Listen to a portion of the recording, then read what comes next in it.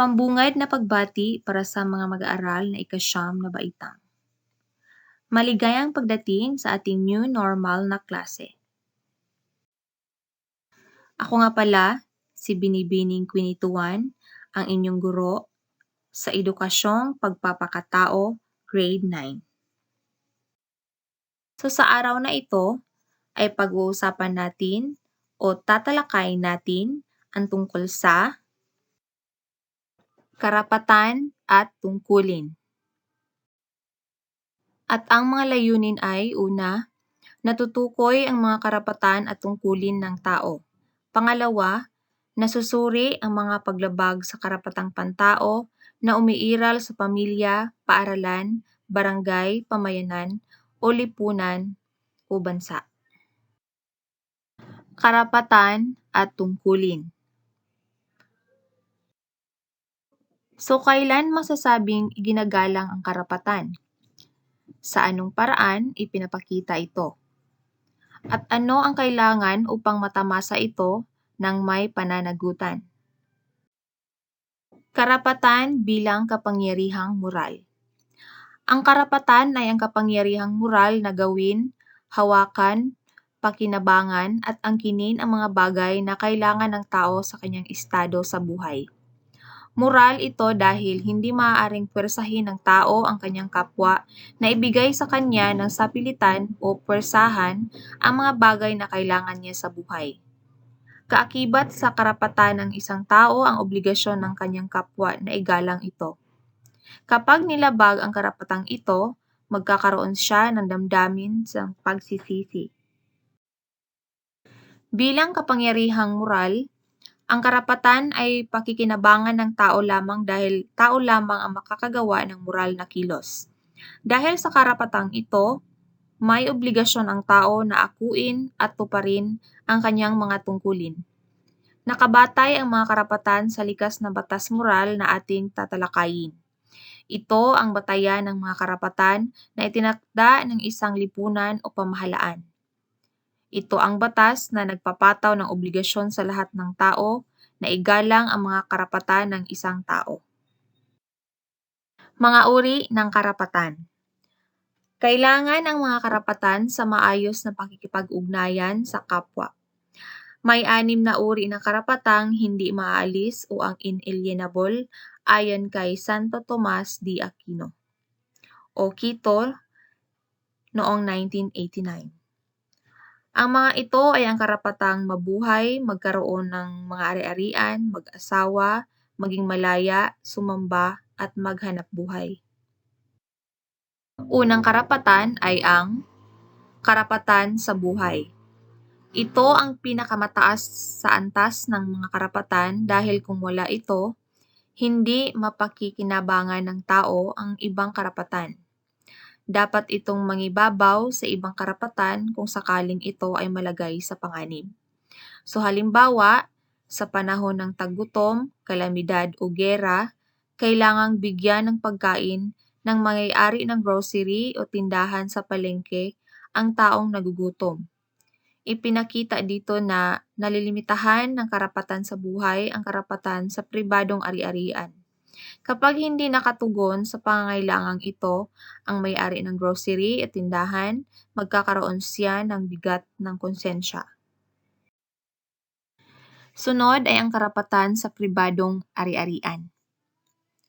Hindi maaalis sa tao ang karapatang ito dahil kailangan niya ang mga ari-arian upang mabuhay ng maayos at makapagtrabaho ng produktibo at nakikibahagi sa lipunan. Sa kabilang dako, magiging isang pang-aabuso ang karapatang ito kung naaapi o naagrabyado ang mga manggagawa sa sweldo o mga benepisyo. Pangatlong karapatan ay ang karapatang magpakasal. May karapatan ang taong bumuo ng pamilya sa pamamagitan ng kasal. Nagsimula ito noong panahon ng slavery na kailangang humingi ang slave ng pahintulot sa kanyang amo upang makapag-asawa. Mayroong mga pasubali sa karapatang ito. Halimbawa, kailangan ng kabataang nasa edad ng 17 o pababa ang pahintulot ng magulang upang mapangalagaan siya sa anumang kapahamakan.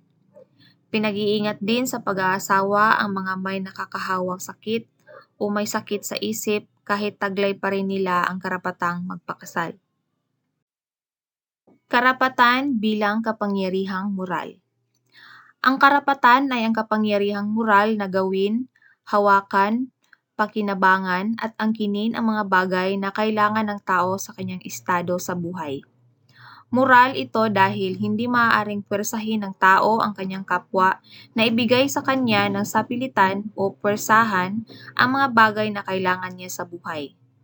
Kaakibat sa karapatan ng isang tao ang obligasyon ng kanyang kapwa na igalang ito.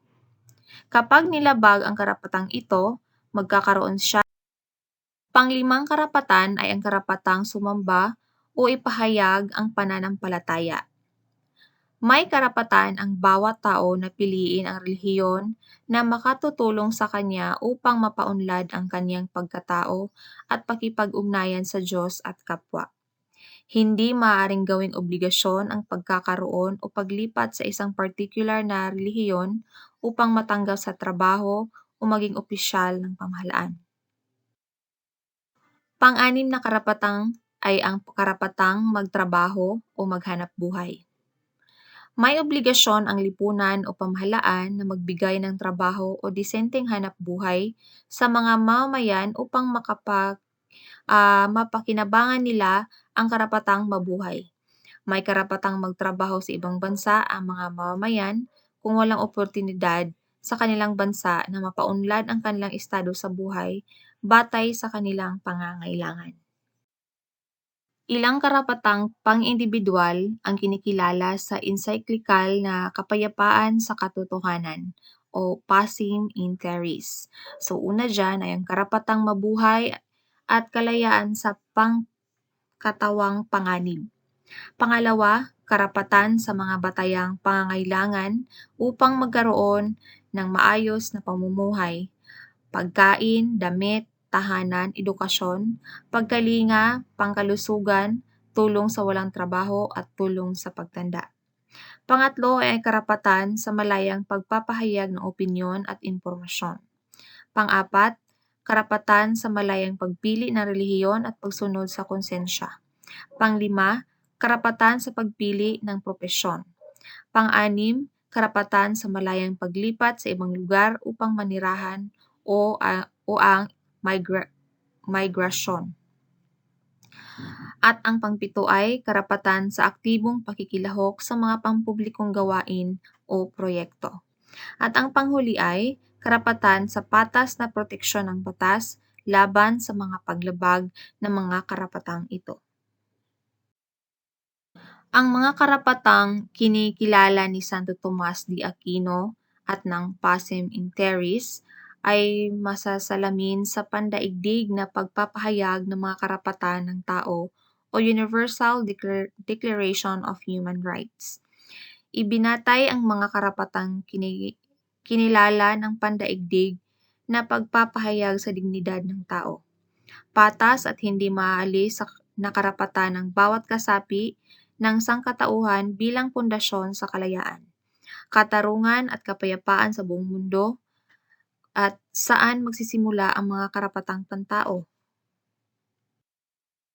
Ang karapatang pantao ay nagsisimula sa mundo ng indibidwal na tao sa maliit na pamayanan kung saan siya nakatira.